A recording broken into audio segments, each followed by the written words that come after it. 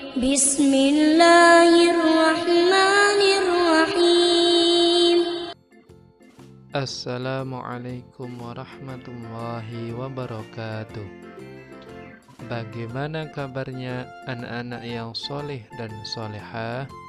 Semoga semuanya dalam keadaan sehat dan selalu dalam lindungan Allah Subhanahu wa Ta'ala. Kembali lagi kita belajar dari rumah untuk mata pelajaran Pendidikan Agama Islam dan Budi Pekerti Sekolah Dasar kelas 5. Tulis nama dan asal sekolah kalian di kolom komentar.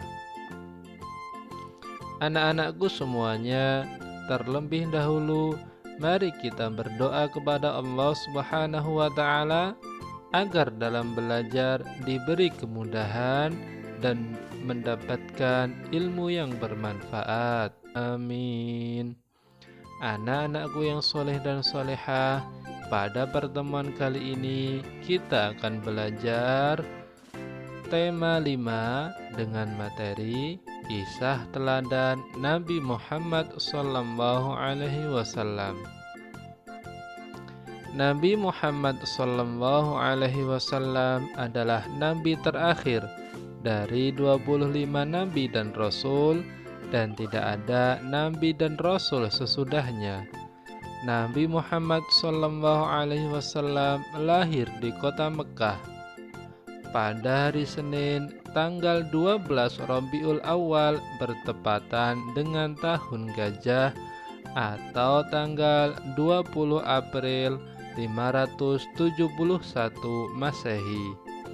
Nabi Muhammad sallallahu alaihi wasallam lahir sudah dalam keadaan yatim.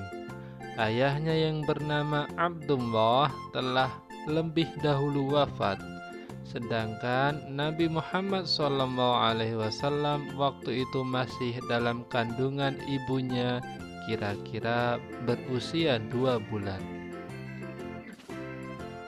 Abdullah bin Abdul Muthalib sebagai ayah tidak meninggalkan harta benda yang banyak yang akan diwarisi putranya. Abdullah hanya meninggalkan beberapa ekor unta saja. Ibu Muhammad yang bernama Aminah binti Wahab, Nabi Muhammad SAW pada masa bayi diasuh oleh Halimah. Setelah usia lebih kurang 2 tahun, Halimah menyerahkan kembali Nabi Muhammad kepada Aminah. Pada masa kanak-kanak, Nabi Muhammad SAW selalu diajak pamannya yang bernama Abu Thalib untuk mengembala kambing. Ia senang dengan pekerjaannya dan sayang pada hewan. Karena itu, paman Nabi Muhammad SAW sering menyebutnya si cerdas yang lincah dan baik. Pada usia muda, Nabi Muhammad terkenal tabah, sabar, bertanggung jawab, pekerja keras, dan sangat jujur, sehingga ia diberi julukan Al-Amin yang artinya terpercaya.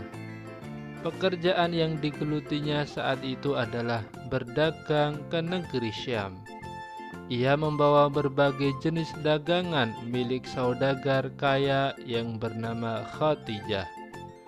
Karena kejujuran Muhammad, Khadijah jatuh cinta kepadanya, sehingga Khadijah menjadi istri Nabi Muhammad SAW.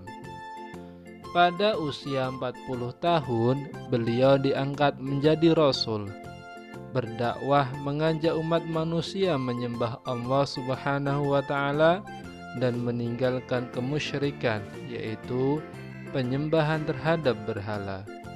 Nabi Muhammad SAW mempunyai kebiasaan berkhalwat, yaitu mengasingkan diri dari keramaian manusia, merenung, mendekatkan diri kepada Allah. Tempat yang digunakan adalah Gua Hira, kurang lebih 5 km dari arah timur kota Mekah. Dia lakukan ini pada setiap bulan Ramadan tiba. Pada hari ke-17 dari bulan Ramadan, saat itu Nabi Muhammad SAW mengalami peristiwa yang sangat menakjubkan. Beliau menceritakan peristiwa itu, "Di saat aku sedang tidur, datanglah malaikat Jibril menghampiriku seraya berkata, 'Bacalah.'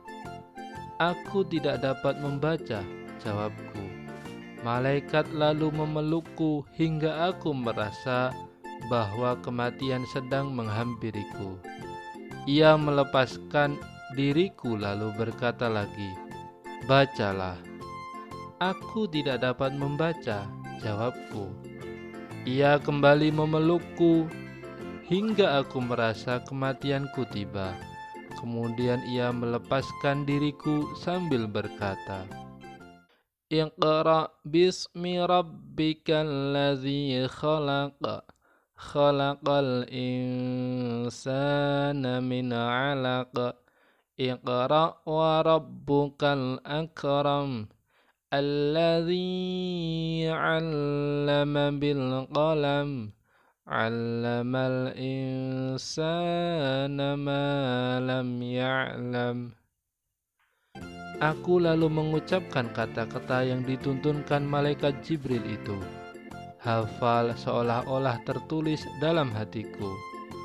Itulah wahyu pertama yang turun kepada Nabi Muhammad SAW, yaitu Quran Surah Al-Alaq ayat 1-5. Anak-anakku semuanya, dalam menyiarkan agama Allah, Nabi Muhammad SAW tidak pernah takut sekalipun berhadapan dengan berbagai rintangan. Dakwahnya sering dihadang, bahkan diancam akan dibunuh. Abu Jahal adalah orang yang paling membencinya. Suatu ketika Nabi Muhammad SAW sedang beribadah, lantas Abu Jahal dan komplotannya datang sengaja mengotorinya dengan najis.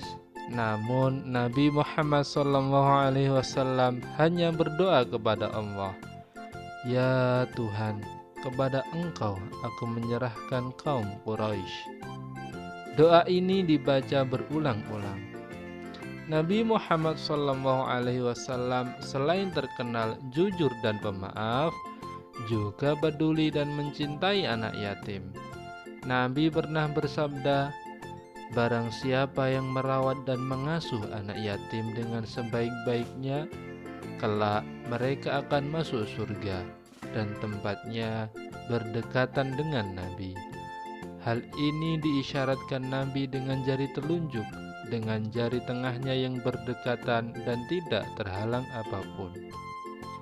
Begitulah cinta Nabi Muhammad SAW kepada umatnya, terutama kepada anak yatim. Rasul terakhir adalah Nabi Muhammad. Dialah Nabi dan Rasul penutup. Tidak ada lagi Nabi dan Rasul setelahnya. Karena Nabi Muhammad SAW sebagai penutup para Nabi, maka sering disebut dengan Khatamul Anbiya, artinya penutup atau penghabisan para Nabi dan Rasul. Keteladanan Nabi Muhammad SAW. Anak-anakku semuanya, tentu keteladanan dari Nabi Muhammad SAW sangatlah banyak. Di antaranya adalah 1. Jujur. Nabi Muhammad SAW selalu menerapkan perilaku jujur sejak muda. Nabi Muhammad berperilaku jujur kepada setiap orang. Bahkan sebelum diangkat menjadi Rasul, masyarakat Mekah memanggil Nabi Muhammad dengan julukan Al-Amin, berarti orang yang dapat dipercaya. Yang kedua, peduli. Nabi Muhammad SAW memiliki perilaku peduli terhadap sesama. Nabi Muhammad gemar menolong orang yang mengalami kesulitan, walaupun orang tersebut memusuhinya. Nabi Muhammad memberi makan pengemis yang buta di pasar Madinah setiap pagi. Padahal pengemis buta tersebut setiap hari menjelek-jelekkan Nabi Muhammad. Akan tetapi Nabi Muhammad tidak marah. Beliau justru menunjukkan perilaku peduli kepada pengemis tersebut dengan memberinya makan.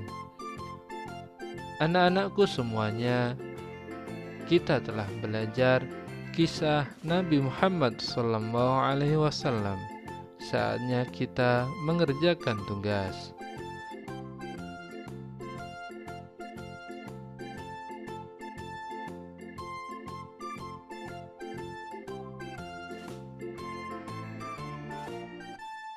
Selamat mengerjakan dan tetap jaga kesehatan. Mari kita akhiri dengan berdoa.